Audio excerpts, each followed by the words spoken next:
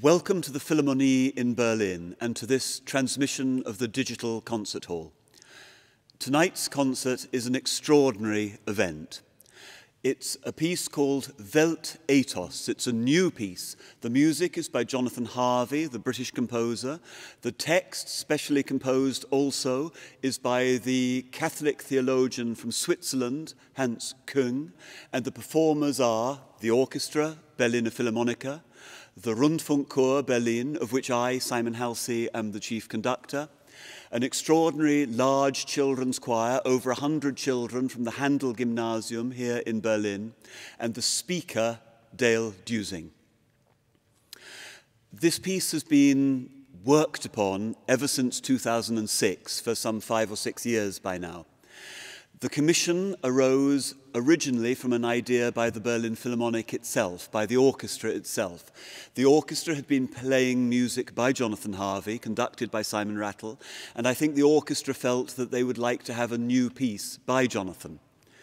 At very much the same time, I and the Berlin Radio Choir commissioned a large piece from Jonathan called Messages that was also performed here by the choir and the Berliner Philharmoniker, and it was at those performances that somehow everything came together and the message went out: we're going to do a really, really big piece, an 85-minute piece for choir and orchestra on some very big subject. And at the same time, the orchestra management was talking to Hans Küng about a piece that would deal with the biggest subject that the whole world has, world peace.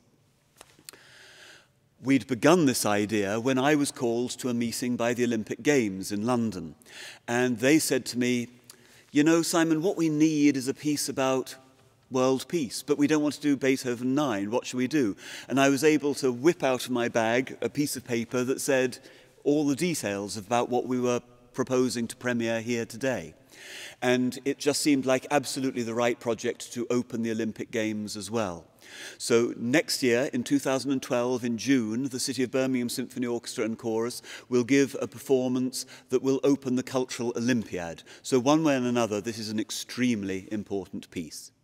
Hans Küng's project, Weltethos, an ethos for the world, has been worked upon for over 10 years now. The idea is that all religions have quite a lot in common, and all the great religions have known for 1,000 years that they have a certain amount in common.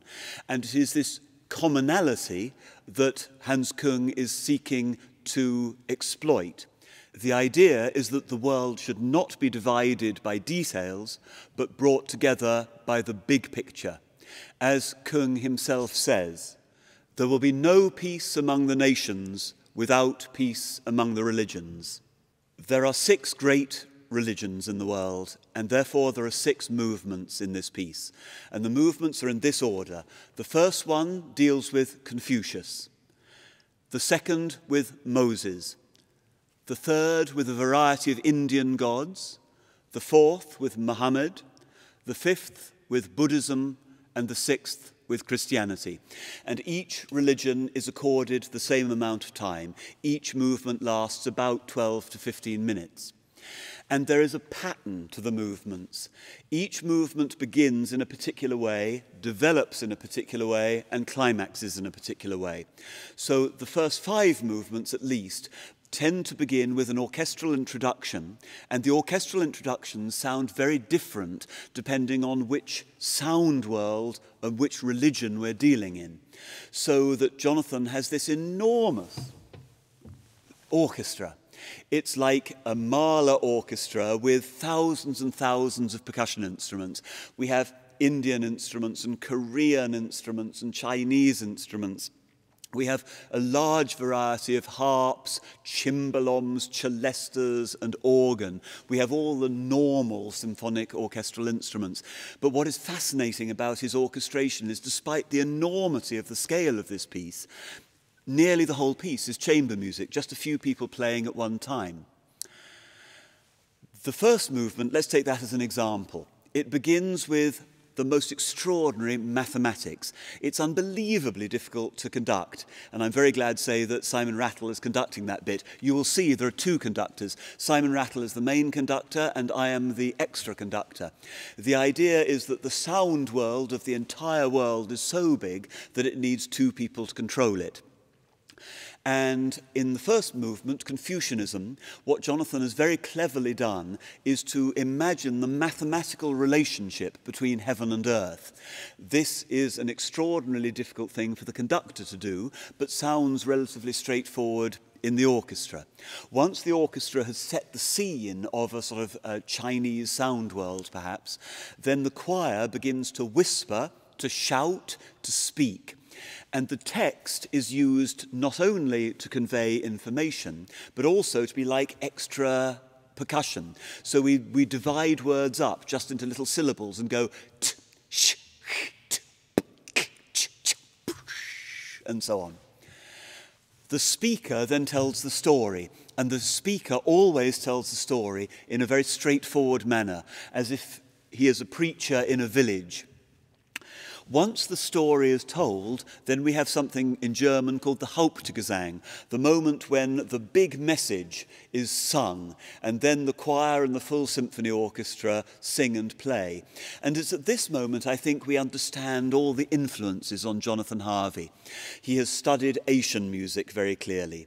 He has studied in France, so that we hear the music of Messiaen particularly.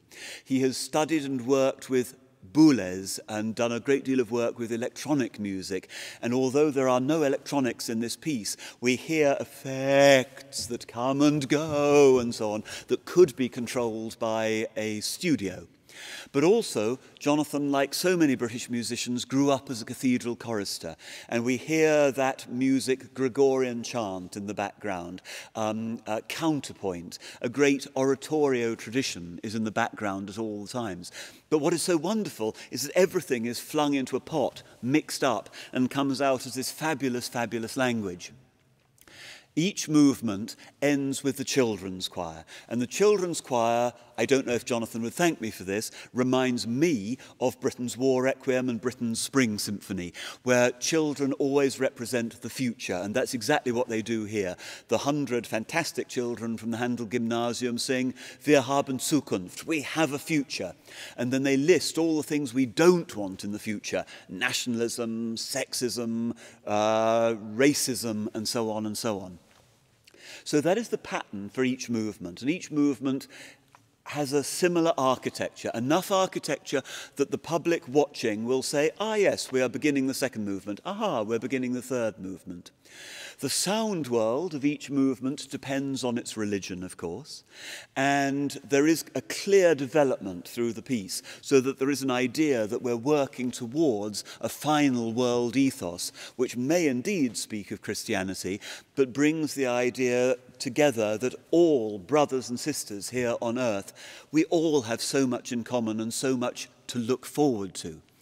And as the piece ends, my absolute favourite thing in the whole piece is when everybody begins to improvise. In the sixth movement, you will see both conductors avidly conducting and not staying together. An interesting story is perhaps we are never supposed to be together, but we must meet from time to time. And Simon Rattle and I did quite a lot of work with two pianos about a fortnight ago, where we practiced and practiced and practiced, so we would never make mistakes in front of the choir and the orchestra. We spent about 3 hours having a lot of fun, initially making a lot of mistakes and getting it sorted out in the end. And at the end of the piece, first of all, the choir, they get note rows and they just begin to make up their own piece. First of all, the women, then the men. The children then come in climactically over it all and then begin also to join in with all this wonderful improvisation.